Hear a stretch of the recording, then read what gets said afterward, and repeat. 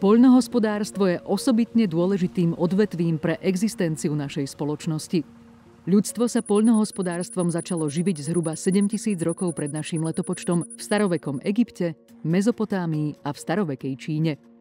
Dnes zažívame dobu priemyselného poľnohospodárstva.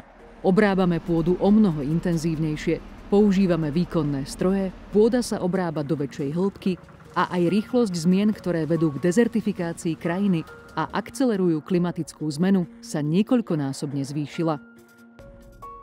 Veľmi intenzívna orba sa praktizuje v európskom priestore posledných 50 až 70 rokov.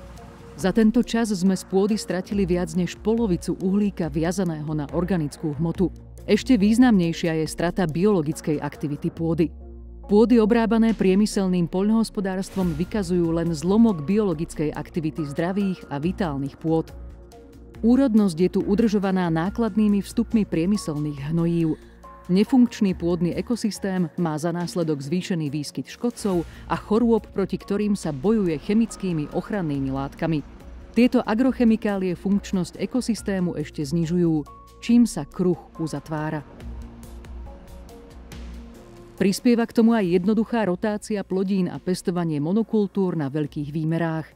Po zbere hlavnej trhovej plodiny ostávajú polia holé a nepokryté vegetáciou, kde na jeseň prebieha intenzívna mineralizácia organickej hmoty.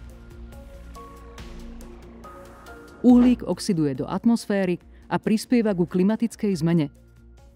Dusík sa vyplavuje do povrchových a spodných vôd. Obnaženú pôdu odnáša veterná a vodná erózia. Degradovaná pôda sa stáva len substrátom, ktorý drží korene rastlín a rozvádza roztok hnojív. A tak sa vynárajú naliehavé otázky. Je umelý systém priemyselného poľnohospodárstva skutočne tým najlepším spôsobom, ako zabezpečiť pre ľudí dostatok potravín?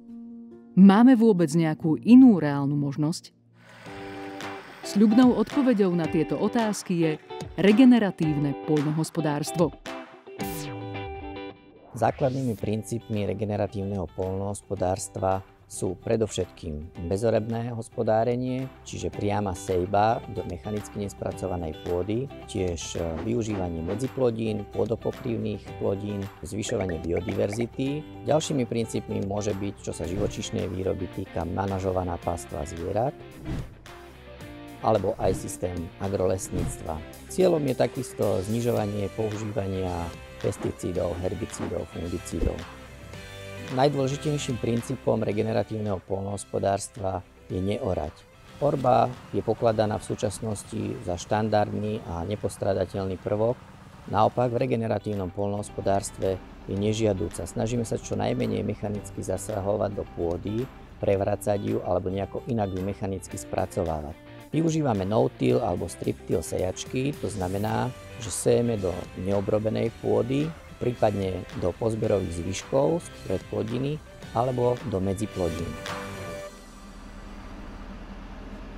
Orba je preto nežiaduca, pretože likviduje pôdny život, teda mikroorganizmy, ktoré sa v pôde nachádzajú v rôznych vrstvách, rôznych hĺbkach, sa pri orbe dostávajú do pre nich nevyhovujúcich podmienok. Pri orbe sa otáča pôdny profil úplne naopak, čiže tie mikroorganizmy, ktoré žili napríklad v hĺbke 25 cm, sa dostanú na povrch a tie, ktoré boli pri povrchu, sa dostávajú do väčšej hĺbky. To im samozrejme nevyhovuje a ich ničíme. Mikroorganizmy produkujú rôzne látky prospešné na ochranu rastlín a dôležité aj pre zdravie človeka. Viac života v pôde znamená zachytávanie a efektívne viazanie atmosférického oxidu uhličitého. Regeneratívne poľnohospodárstvo je zmysluplnou voľbou aj po ekonomickej stránke. O niečo nižšie výnosy kompenzuje nižšími nákladmi na vstupy v podobe palív a chemikálií. Viaceré príklady fariem aj v našich podmienkach preukazujú ekonomickú životaschopnosť tohto rozvíjajúceho sa prístupu.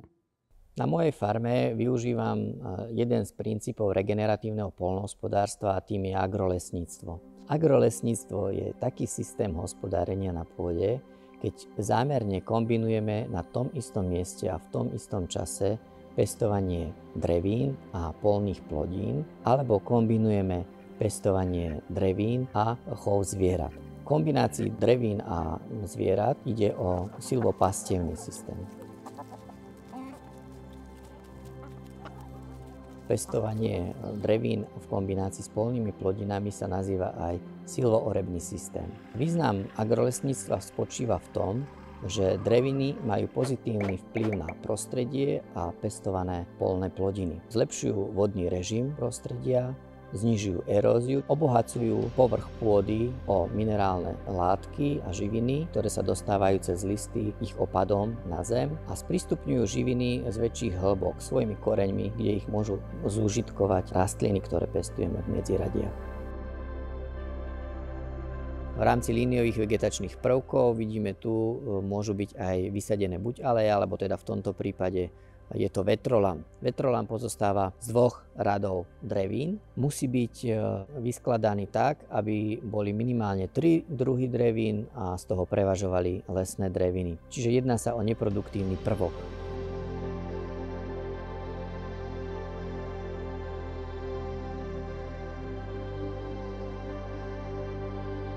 Hovorili sme o tom, že súčasťou regeneratívneho poľnohospodárstva je aj princíp, ktorý využívame v živočíšnej výrobe, a to je manažovaná pastva zvierat.